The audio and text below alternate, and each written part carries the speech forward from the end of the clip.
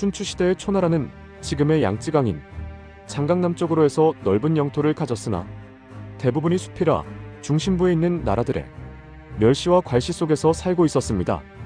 그러던 중 성왕에 이르러서 그 세력이 크게 성장하기 시작하였는데, 나는 비록 친형인 도를 죽이면서 부도덕하게 왕위에 올랐지만 안으로는 덕으로서 정치를 할 것이며 밖으로는 여러 제후들과 우호를 맺어 남쪽의 오랑캐라는 오명을 벗도록 할 것이니 다들 걱정하지 마시오.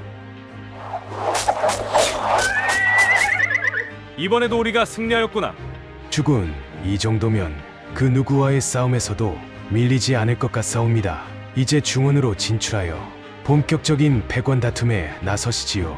좋은 생각이지만 아직 우리 힘으로는 역부족이니 우리와 연합하고 있는 주변국과 함께 성득신으로 하여금 지휘토록 하게 하시오. 주군, 이번 싸움은 좀 힘들 것 같습니다. 진문궁이 거느리는 제 나라와 섬진이 만만치가 않습니다. 이번 전쟁으로 입은 피해가 얼마나 되는가?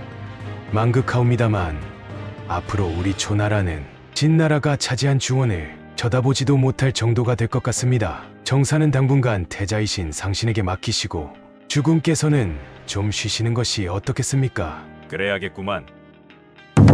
주군, 초나라는 늘 어린 사람을 태자로 내세웠습니다. 주군께서는 아직 젊고 궁중에 총애하는 첩도 많으신데 벌써부터 태자를 전면에 내세우시고 뒤로 물러나 있으시는 건 좀 아닌 것 같습니다. 게다가 지금의 태자인 상신은 독한 눈에다가 승냥이의 목소리를 가진 아주 잔인한 사람이라 사료됩니다. 그러니 상신을 폐하시고 자직을 태자로 재배정하심이 어떠하신지요?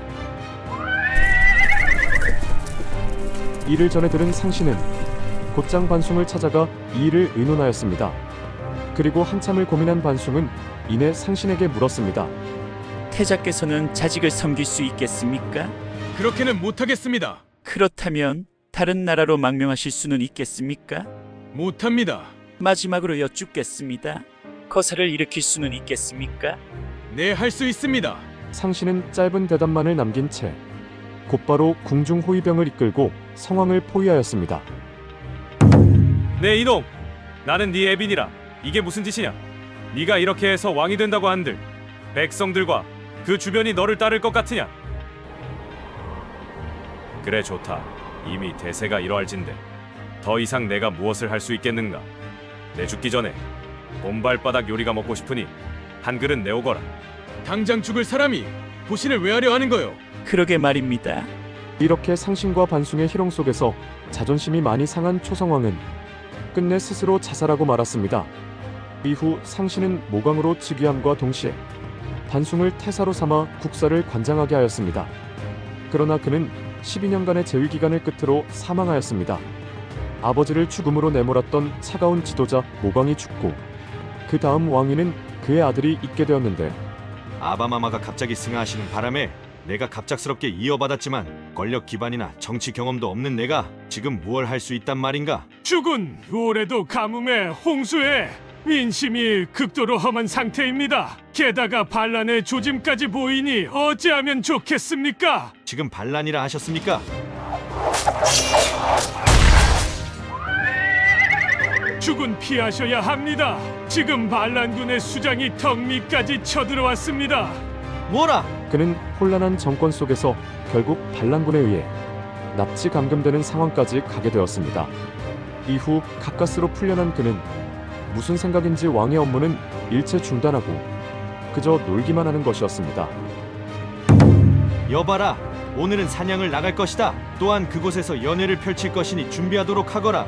그리고 짐은 매일 같이 즐길 것이니 중원을 한답시고 나에게 간하려는 자가 있다면 그 누구라도 목을 벨 것이니 알아서들 기거라. 그렇게 3년이라는 시간이 흘렀고 어느덧 간신들의 세상이 펼쳐지면서 나라의 국력은 점점 쇠하게 되었습니다.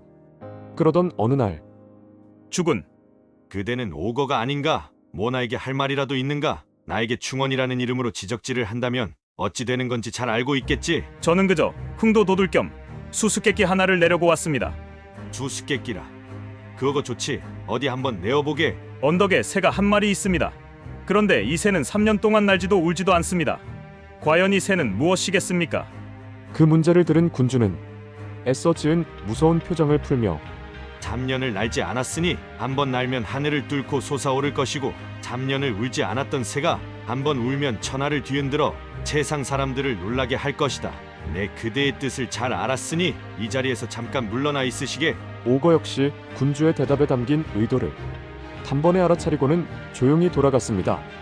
여기서 유래한 고사성어가 바로 불비불명인데, 이는 아니불 그리고 날비 그리고 또 아니불과 울명이 합쳐진 것으로 날지도 울지도 않는다는 말로 뒷날에 큰일을 하기 위해 조용히 때를 기다림을 이르는 말입니다. 이후 누가 충신이고 누가 간신인지 구별할 수 있게 된 그는 그 즉시 일어나 술자리를 파한 후 간신들은 모조리 처단하였고, 오거와 같은 충신들과 나란 일을 상의하면서 자신의 세상을 만들어 나가기 시작하였는데, 이 군주가 바로 춘추호패의 한 사람으로 꼽히는 초장왕입니다. 우리는 무슨 일을 이루고 싶을 때 당장 움직여야만 할 것 같은 조급함에 휩싸입니다. 하지만 나무가 열매를 맺기 위해 뿌리를 깊게 내리듯 준비의 시간은 필수적입니다. 진정한 성공은 속도가 아니라 방향에 달려있다는 것을 잊지 말아야 할 것입니다. 감사합니다. 한자 돋보기였습니다.